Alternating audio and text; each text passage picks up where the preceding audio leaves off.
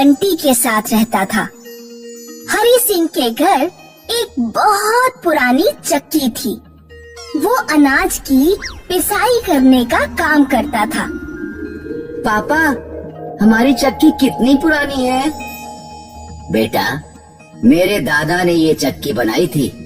मेरे पापा ने इसका इस्तेमाल किया और अब मैं भी इसका इस्तेमाल कर रहा हूँ।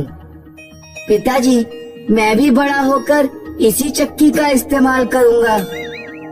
हरी सिंह के घर के बराबर में रामलाल का घर था। रामलाल डेयरी चलाता था। वो अपनी डेयरी पर दूध, दही, देसी घी, मक्खन वगैरह बेचा करता था। रामलाल अपने सामान में खूब मिलावट करता था। मिलावट करके उसने खूब कमाई की थी। लाला राम की बेटी मनोरी अपनी अमीरी का दिखावा करने का कोई मौका नहीं छोड़ती थी। एक दिन बंटी आटे की बोरी अपने सिर पर रखकर किसी के घर पहुंचाने जा रहा था, तो मनोरी उसे रास्ते में मिल गई। बेचारा गरीब कबाड़ी, बदसूरत बंटी। आटे की बोरियां ढोने के कारण तेरी लंबाई तो बढ़ ही नहीं पाएगी, तू घंटा ही रह जाएगा। तू अपनी चिंता कर। चिंता करने के लिए मेरे पिताजी हैं। उन्होंने मेरी शादी के लिए लाखों रुपए इकट्ठे करके रखे हुए हैं। तू तो चक्की चला चला कर गरीब ही रह जाएगा। अब चल, निकल ले यहाँ से और आटा पहुँचाने जा, मजदूर कहीं का। बंटी आँखों में आंसू लिए अपने घर पहुँचता है और सारी बात अपनी माँ को बताता है। माँ, मनोरी मेरा मजाक बना रही थी। वो कह रही थी कि हम गरीब और मजदूर हैं। कोई बात नहीं बेटा, उसे कहने दो। ये जरूरी नहीं कि जिसके पास ज्यादा पैसा है वो खुश ही हो। सच्ची खुशी पैसों से नहीं आती। रक्षाबंधन आने वाला था। लाला राम ज्यादा से ज्यादा प्रॉफिट कमाने का प्लान बना रहा था। रक्षाबंधन पर सबसे ज्यादा देसी घी बिकता है। इस बार 1 किलो देसी घी में मात्र 100 ग्राम देसी घी और 900 ग्राम केमिकल मिलाऊंगा। फिर होगा प्रॉफिट ही प्रॉफिट। लाला राम रक्षाबंधन के त्योहार पर भारी मिलावट वाला सामान बेचकर मोटा प्रॉफिट कमाता है। उधर गांव में केमिकल वाला घी खाकर कुछ लोगों की तबीयत बिगड़ गई। गांव के किसी आदमी ने फोन करके घी में मिलावट की शिकायत पुलिस को कर दी। अगले दिन लाला राम की डेयरी पर मिलावट की जांच करने वाली टीम का छापा पड़ जाता है। खाने की चीजों में मिलावट करने के जुर्म में लाला राम को 50 लाख का जुर्माना चुकाना पड़ता है। लाला राम की दुकान हमेशा के लिए बंद हो जाती है और घर में पैसों के नाम पर फूटी कौड़ी भी नहीं बचती।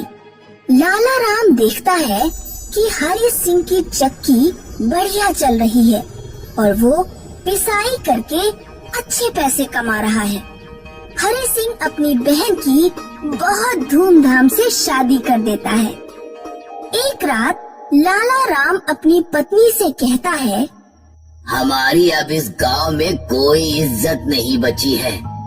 बेहतर होगा कि हम किसी और गांव में जाकर रहें। लेकिन जाते जाते अपने पड़ोसी हरी सिंह को बर्बाद करके जाएंगे। लाला राम अगली रात हरी सिंह की चक्की चुरा लेता है और अपने परिवार को लेकर भीमपुर गांव भाग जाता है।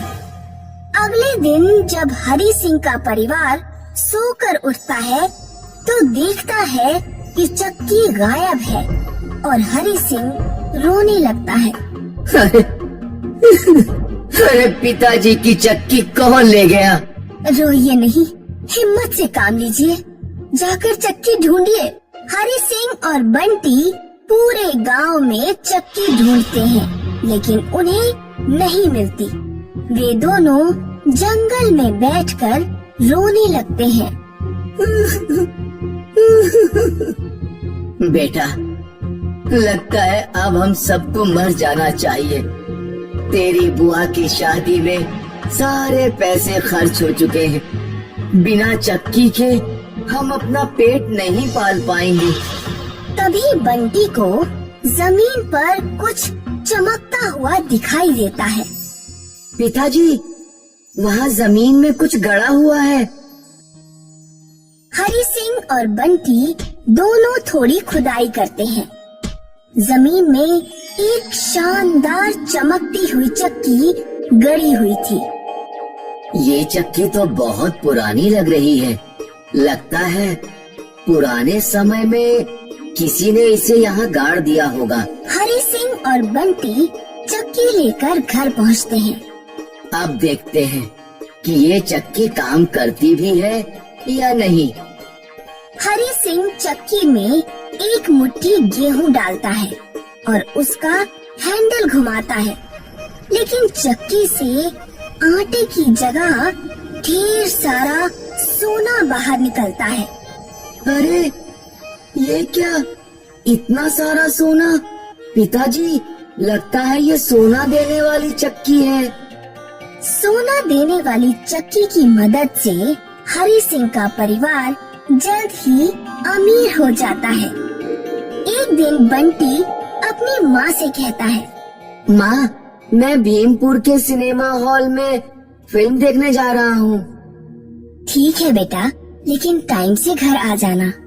बंटी जब भीमपुर के सिनेमा हॉल पहुँचता है तो उसे मनोरी मिल जाती है। अच्छा, तो तुम लोग गांव छोड़कर यहाँ आ गए। अब मैं तुमसे ज्यादा अमीर हूँ, क्योंकि हमारे घर एक चक्की है जो सोना देती है। मनोरी सारी बात जाकर अपने पिता लाला राम को बता देती है। अच्छा, तो ये बात है। उस गरीब और मजदूर हरी सिंह को सोना देने वाली चक्की मिल गई है। तू चिंता मत कर बेटी, कल वो चक्की हमारे घर में होगी। उस रात लाला राम चोरी छुपे नदी के रास्ते अपने पुराने गांव पहुंचता है और हरी सिंह के घर में घुसकर सोना देने वाली चक्की चुरा लेता है। वो चक्की नाव पर रख लेता है और नदी के रास्ते भीमपुर लौटने लगता है। दिन निकलते निकलते लाला राम बीच नदी में पहुंच चुका था। लाला राम चक्की में एक बार में ही 10 किलो गेहूं डाल देता है। चक्की से इतना सारा सोना निकलता है कि पूरी नाव भर जाती है। नाव भारी भरकम सोने का वजन सहन नहीं कर पाती। लाला राम नाव सहित नदी में डूबकर मर जाता है। तभी तो कहते